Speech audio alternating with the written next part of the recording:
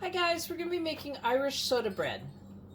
I have an 8-inch cake pan that I have greased with vegetable shortening on the bottom and the sides, and then I just traced a piece of parchment paper, cut it out, put it in the bottom, and I greased the top of the parchment paper with the same thing.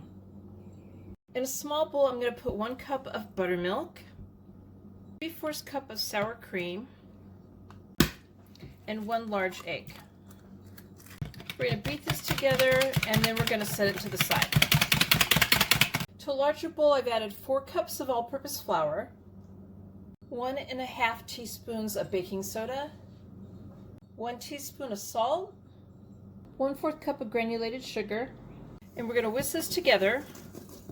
This is a ½ cup of raisins. You could also use golden raisins, or you could just leave them out if you're not a fan of raisins. I'm going to stir this around, toss it around to combine it. We're going to pour the wet ingredients into the dry ingredients now. We're going to stir and mix this up and combine it, and we're going to do it just till it is combined. We don't want to overstir it.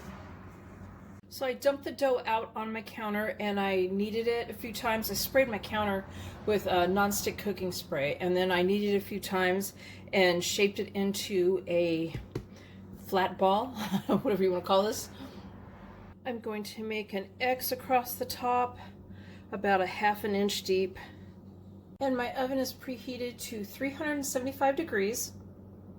We're going to bake it for 35 to 40 minutes, and you want it to be golden brown and sound hollow when it's tapped. I've placed it on a wire rack and I'm going to let it cool all the way. So there's my Irish soda bread. I hope you guys like this video. Please give it a thumbs up and subscribe to my channel, and thank you guys for watching.